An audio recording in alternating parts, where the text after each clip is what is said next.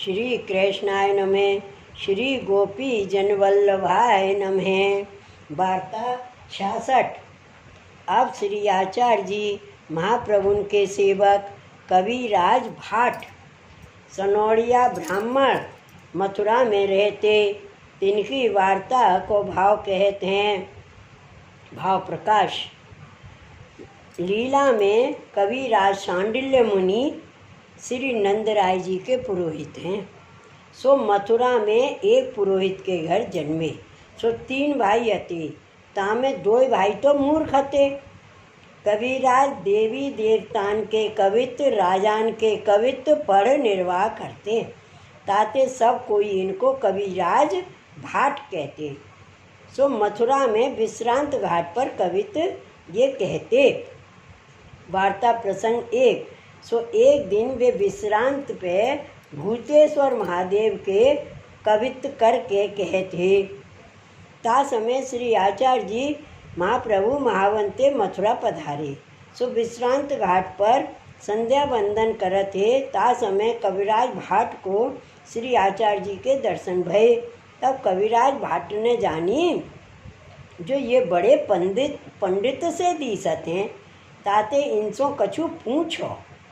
तब कविराज भाट श्री आचार्य जी के पास आए, दंडवत कर एक प्रश्न कियो, महाराज देवी बड़ी के महादेव बड़े?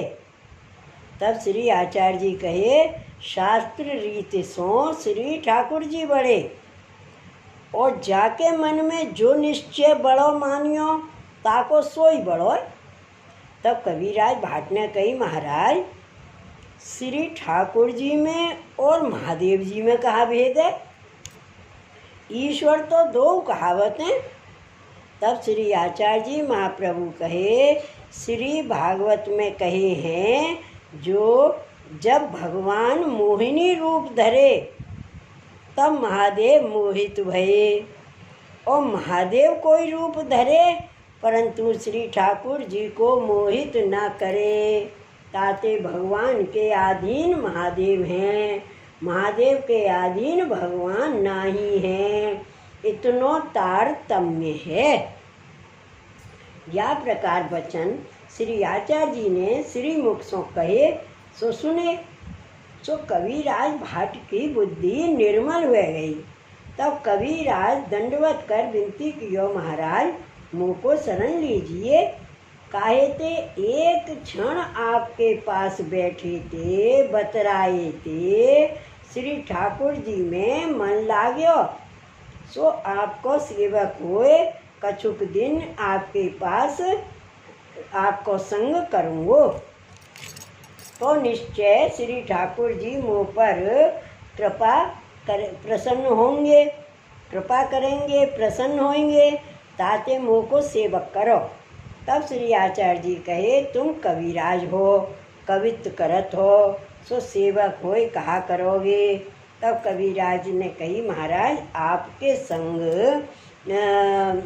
बिना यों ही भटकत हतो, कछु ज्ञान तो हतो नहीं, ताते अनेक देवतान के गुण श्री ठाकुर जी के छोड़ के गावत हतो।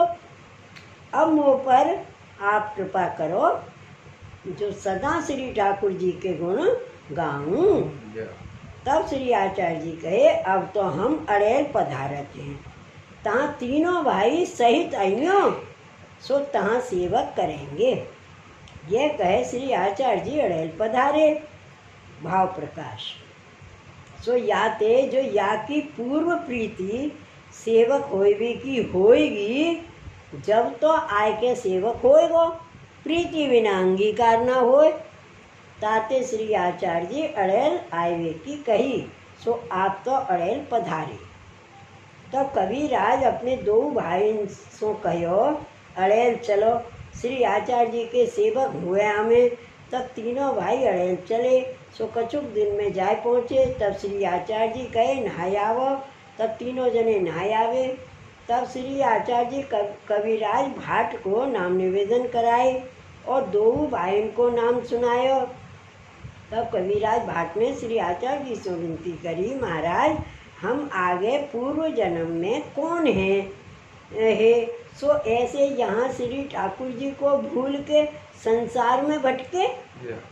तब श्री आचार्य जी कहे, तुम श्री नंद राय जी के मुख्य पुरोहित हो, भक्ति सूत्र तो तुम ही प्रकट किए हो, यह भक्ति मार्ग दृढ़ तो तिहारे किए सूत्र की साखते जगत में प्रसिद्ध है। सो तुम सगरे मुनिन में श्रेष्ठ हो। सो एक समय तुमको अहंकार भयो, जो भक्ति मार्ग को मैं बहुत जानत हूँ। तब विश्वामित्र ने शाप दियो, जो भूमि पर गिरो मूर्ख हो, ताते तुम्हारो जन्म भूमि में भयो, अब देह छोड़ फिर सांडिल्य मुनि होगे। तब कबीरराज दंडवत कर विदा हुए के फिर मथुरा आए। सो शरण आए गोवर्धन पर जाए, श्रीनाथ जी के दर्शन कर सन्मुख कवित्व किए। पाछे श्री आचार्य जी के श्री गोवर्धन नाथ जी के कवित्व बहुत किए। सो लीला रस में मगन भये। सो कबीरराज भाट ऐसे भगवदीय भये श्री आचार्य जी के, ऐसे कृपा पात्र है। इनके संगते उन दो भाइयों को उद्धार भयो। ताते कबीरराज की वार्ता तहाँ ताहीं कहिए। श्री वल्लभाधीश की जय, श्री गोवर्धन नाथ की जय। जय जय श्री गोकुलेश, जय जय श्री गोकुलेश।